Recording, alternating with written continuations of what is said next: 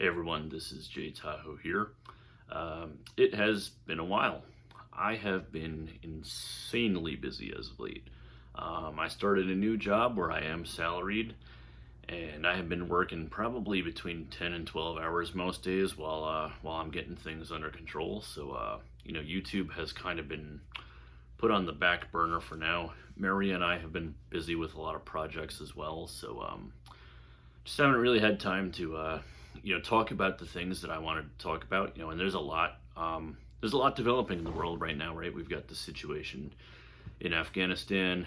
Yesterday marked 20 years since 9/11. I mean, that would probably be a good thing to have a discussion about. Especially since I know a lot of us millennials, we were in school. That was a big event that was very impactful. When we were young, and it kind of shaped the way the world is today. So, might be a good topic to talk about. We had Governor Cuomo, resign. Thomas Spoda went to jail. I actually was supposed to do a reaction video on that, but again, it just kind of fell to the wayside because I've been crazy busy these days. But hey, that's career maxing. It's necessary. I need to do it. So yeah. But hopefully soon, I'll have things back under control. um, I mean, with any new job, it takes a little while to build things into place. Bring everybody up to speed and get a well-oiled machine running, so you can kind of be a little more hands off. But for now, that's probably not how it's gonna be for the foreseeable future. So anyway, this topic was a topic I was thinking about, recently, and Mary and I were kind of mulling on this one the other day. It's kind of the divide between generations, and how like we have the okay boomer, and then boomers have the lazy, all I want to do is eat avocado toast, millennial stereotype. The divide between generations. And my apologies, this really should be a full-on stream. I would love to hear people's opinions on this. From all generations, honestly, from Gen Xers, from boomers, from millennials and Zoomers. Where each generation is coming from, and why it's so hard to see each other's point of views, because it really is different worlds that we're all living in. I learned a lot from Zoomers in my time in the Black Pill community, that things really, even as a millennial, for Zoomers, like, things have changed really so much. And I can feel that, between me and my parents and a lot of that generation that I know, there are just things that just aren't relatable. Even when you try to understand it, it's hard to see where the other generation is coming from. And there was an Instagram post that Mary showed me the other day. I think it was an Instagram post. It might have been something else, where it said, like, we should have a millennial president because millennials are kind of in that, like, middle zone, right? Where we knew the world before technology had taken over. Like, most of us in our childhood, yes, we had internet, but it was slow, clunky, dial-up 56K modem, that if somebody picked up the phone, you'd be booted off immediately and have to reconnect for another 3 minutes. It was nothing like we had now, right? You didn't have, rapid video sharing. Life before broadband was just, the information was not at your fingertips, and it certainly took a lot longer to access. Granted, the internet was a lot less regulated back then, so you could actually search, you could go deeper into scope on each topic, no doubt. I remember, and this is going off tangent here, but I remember when Google launched in 1996, they were showing us how to use a search engine in school. And, mind you, I was 6 years old then. And, it really wasn't. Now they say when you run a Google search, and I know there's better search engines to use. I know about DuckDuckGo. Yes, I know there are search engines that don't sell your data, all the above. But I remember, you'd search something, you'd get the dark web was basically the web back then. So it was the internet was kind of the wild, wild west back then. I still hold true to this today, that our generation, the millennials, we kind of pioneered. Like, yes, the internet the internet has been around since the 70s. It began as a military project, known as the ARPANET. But in terms of, like, pioneering it and learning to use it as a practical tool, I would say, yeah, I would say millennials, even some Gen Xers, I guess, sort of pioneered that. And then the Zoomers, all it was always there. They lived in an information age from the moment they were born. So, some of them had smartphones, when they were children. Whereas I always talk about, I'm coming from the standpoint of, if you would have shown me a device where I can have a high resolution video chat with somebody on the other side of the world, if you could have come to me as a 10-year-old, okay, I was 10 years old in the year 2000. And that's how unthinkable that was at that time. If you would have shown that to me at that time, I would have called BS on you. I would have been like, nah, you're lying. This is not something we're going to see in our lifetime. This is something you'd see in like a cartoon. You know what I mean? That was like make-believe for the time. I'd be like, there's no way. Like, yeah, webcams existed, but again, they were slow, clunky, low resolution, and didn't really work. So and to put that into a phone, into a device that you commonly walk around with, I would have been like, no, there's no way we're going to see this in our lifetime. But it just goes to show you, the exponential progression of technology. So if you think what we have now, I still think in our lifetime we're going to see some crazy stuff. Who knows, what technology has to hold for us. But it's just gone so much further ahead than I ever thought we would see in our lifetime. So I can only imagine, for older generations, how different it must be. I mean, if say you're a boomer, or even before that, the greatest generation, our grandparents, right? If you're a millennial, our grandparents. So imagine my grandfather, right? Greatest generation, he was born in I believe 1922. We had the hurricane of 38 here in Long Island. Okay, he was walking home from school, and trees started being knocked down and buildings destroyed, and they had no idea it was coming. Doppler radar didn't exist. You had no way of tracking a storm like that. It was word of mouth, from like maybe the rest of, we're in New York here. Maybe like if you had a relative in like the Carolinas, they might call you, or it might be on the radio news, but you couldn't track the storm's path. They didn't know where it was coming. Doppler radar was like in its infancy. So, they couldn't even predict that a hurricane was a surprise for him. And he did what you were supposed to do. He went into the school basement, seeked shelter there. And when he came out, this is how powerful of a hurricane that was. The hurricanes didn't even have names back then. It was just referred to as the Hurricane of 38. I think it was 38. Could have been 36 too. It was 36 or 38. But he comes out and, walks down the street, and the organ from the church was in his yard. So that must have been, when you think about that, to launch a church organ down the street, that must have been like a Category 4 hurricane. And they had no idea that was, like, it just wreaked destruction, on their town. Like, buildings were, like, destroyed. It was a total mess, and you had no idea that was coming. So people couldn't evacuate. People couldn't get supplies. Generators didn't really exist back then. It was, I imagine the suffering that must have caused. And you had no idea it was coming. So imagine now being in an age where you grew up like that, and now, I can go on and track, active hurricanes right now and know exactly what's brewing out in the ocean right now. And know well in advance when it's coming.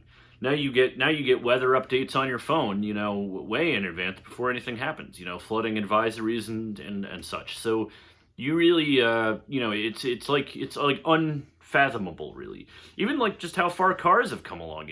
My dad was telling me his first car didn't have power steering or power brakes, things we take entirely for granted. Imagine having to stand on your brakes, with your full weight as you're going down a hill, and you don't have power steering. So it's like a workout. I think that's why I don't know if you guys have ever driven a car where like the power steering pump wasn't working properly, or you were low on power steering fluid, but you really got to force the wheel, when you're doing your low speed maneuvers.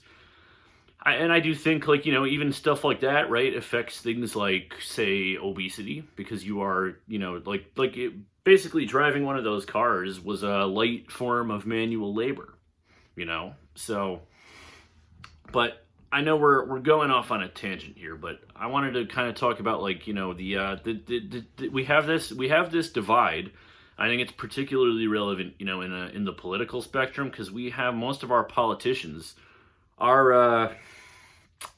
politicians are older. We have a lot of boomers, some Gen Xers, but it's a lot of boomers. Like we've got the Mitch McConnells, the Nancy Pelosi's, who've been in office for 40 years.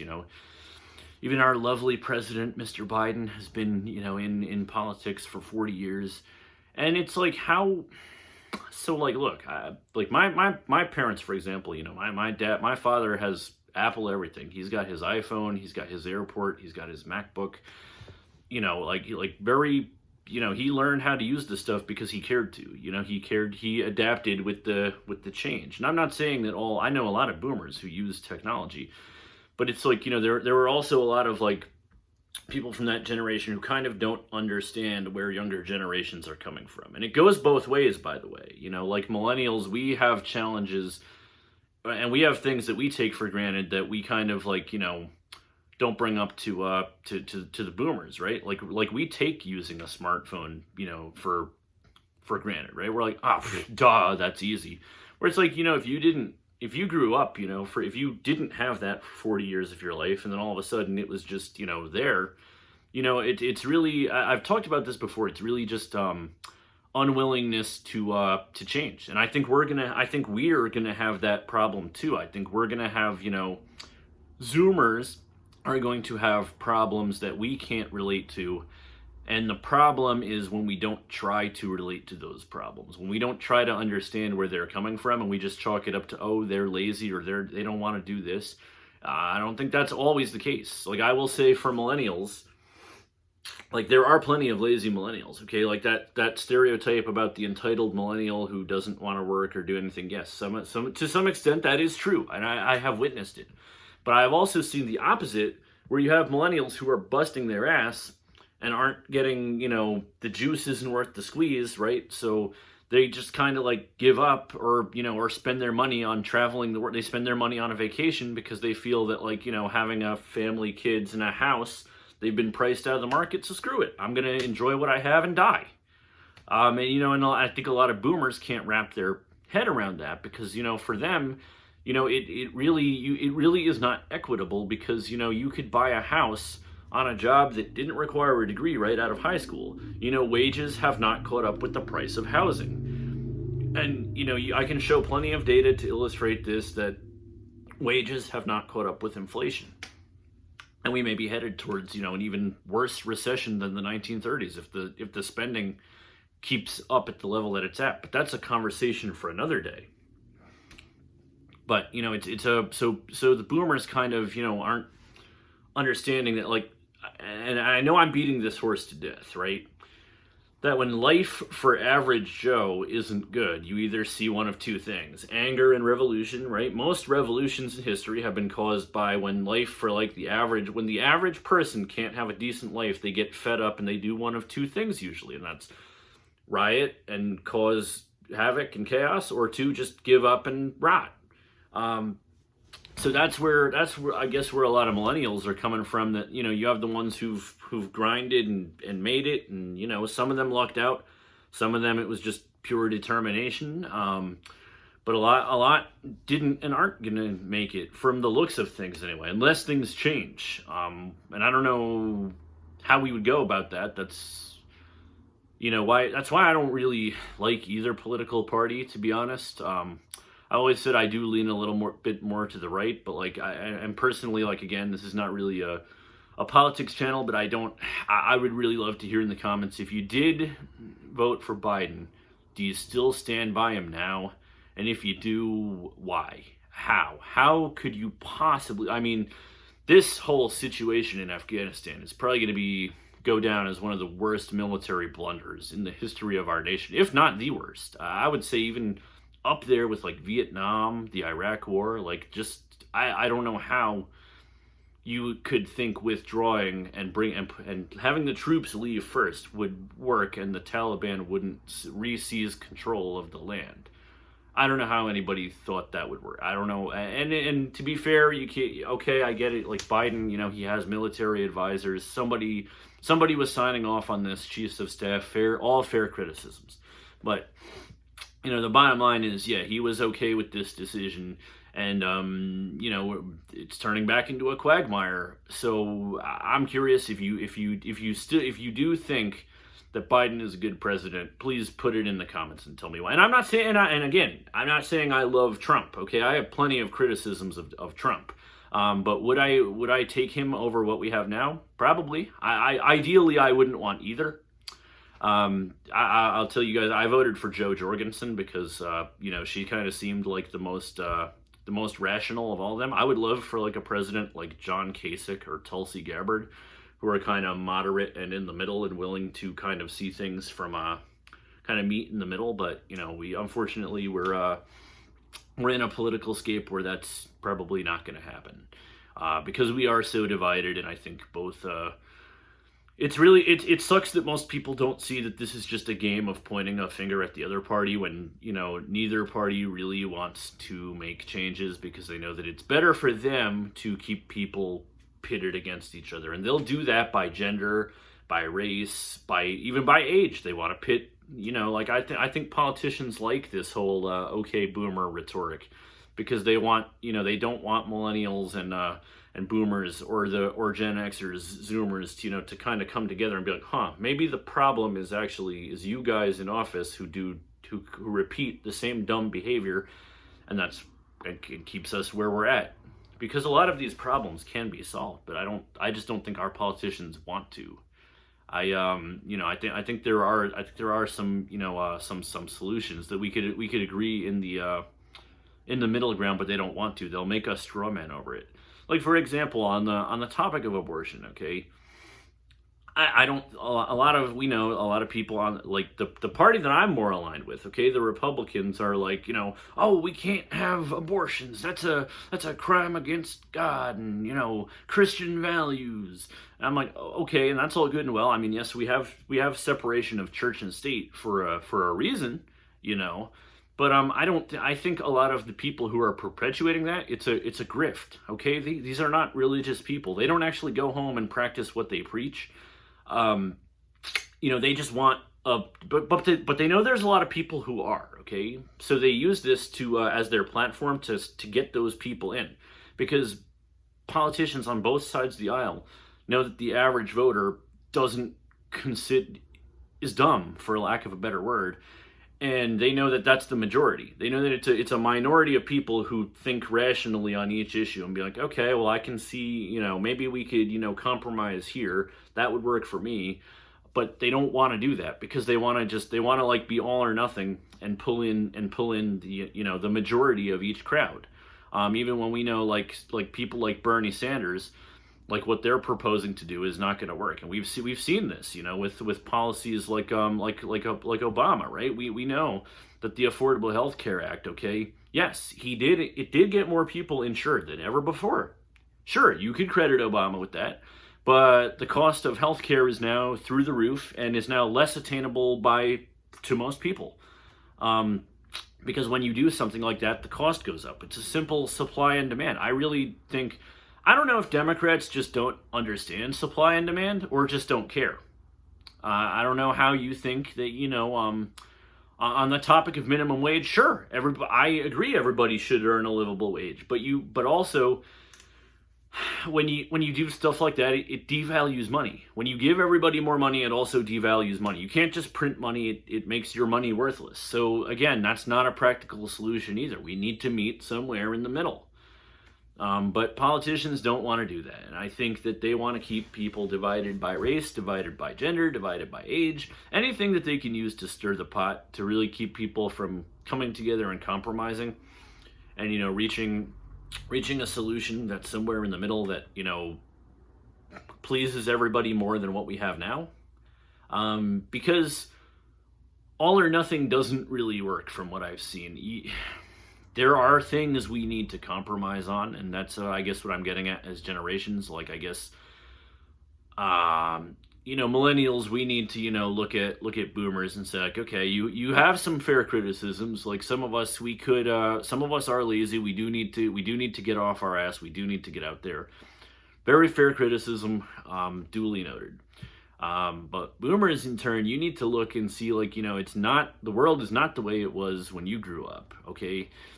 Even things that I learned from my time in the black pill community, just stuff that you guys took for granted. You guys had like boomer men, we talked, First has talked about this. You guys had it was like two women to every man. So, like, even stuff that you guys took for granted, like getting a girlfriend, you know, now the pyramid has flip-flopped.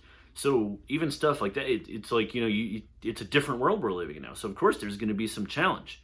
Buying a house, if you're a millennial, it's almost like forget it, because like it's going up to the point where, like, here in New York, like even like a small house you'll see for like $400,000-$500,000 in some places for a tiny house. It's like, how can you need that 20% down payment? How are you going to get $100,000 on a job that pays $15? How are you going to, and your rent, is $1,500, $2,000 a month? How are you going to save $100,000 for your down payment when you're paying someone else's mortgage? And even the rent is competitive now. So it's like, how are you going to do that? You have, the population was 4 billion in the 1970s. We're at like 8.5 billion globally now. In just 50 odd years, the population of the world has more than doubled. You don't think that's going to make things a little competitive for housing, resources? You don't think that's going to cause, stiff competition? And this is where I agree with Democrats a little bit. Like, I do believe there actually are enough resources for everybody on this planet. I do think that it's a select few who kind of want to hog more than their fair share, and duly noted, something does need to be done about that. On the same time, I also recognize that if you have an innovative idea, you also have a right to reap the benefits. I'm not saying we need to tax the rich at 70%. That's not what I'm saying at all. Like, I disagree with Bernie Sanders and like the extreme left on that a lot. Like, we shouldn't tell Jeff Bezos, hey, you make a lot of money, fork over 70% of it. But I do think that he needs to pay a reasonable amount. If I'm paying 30% of my income, okay, like, and I won't disclose my exact salary, but it's between $60,000 and $70,000 a year, right? And I'm paying, 30% of that in taxes, and hopefully gonna have a house down the road. I am able to save in the current situation I'm in now. I'm able to save, but and even that, it gets a little tight, right?